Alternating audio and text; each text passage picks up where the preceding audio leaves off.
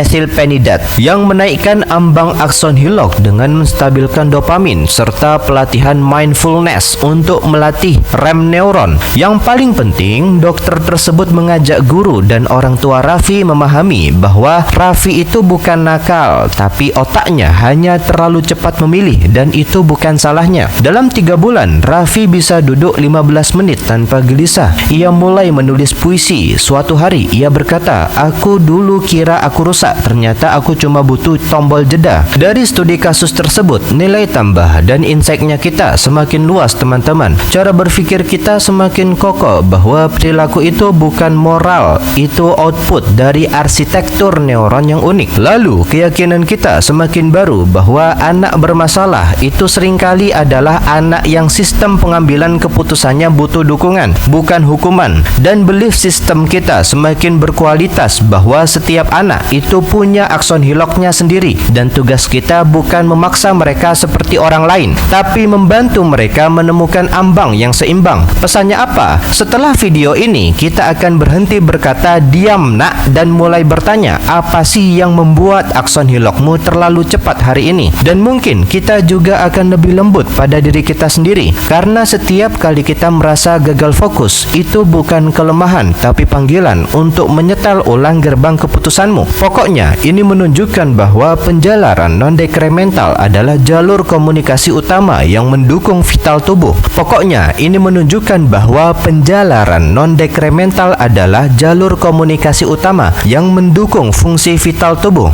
Setelah pembahasan yang panjang, tibalah kita di kesimpulan bahwasanya ada harmoni dalam desain non-dekremental spirit, semacam ada akson Hillock sebagai cermin jiwa. Jadi, akson Hillock itu bukan hanya struktur mikroskopis di ujung badan sel neuron. Ia adalah metafora hidup, tempat di mana keraguan diuji, di mana sinyal dihitung, di mana keputusan lahir, dan di mana kita belajar bahwa tidak semua input layak menjadi tindakan. 4 kisah ini mengajarkan bahwa gangguan pada akson Hillock bukan sekedar patologi, tapi krisis makna, kepercayaan, dan harga diri. Dan sebagai dokter, tugas utama kita bukan hanya memperbaiki kanal ion, tapi memperbaiki narasi yang rusak di sekitar penderitaan. Karena pada akhirnya, manusia itu tidak butuh tubuh yang sempurna, tapi butuh keyakinan bahwa mereka masih utuh meski gerbang keputusannya pernah rusak. Semoga setelah menonton kisah-kisah ini, kita tidak hanya jadi dokter yang pandai mendiagnosis, tapi manusia yang tahu di balik setiap gejala ada jiwa yang menunggu untuk dipercaya kembali. Teman-teman sekalian, penjalaran non-dekremental potensial aksi adalah salah satu mekanisme paling elegan dalam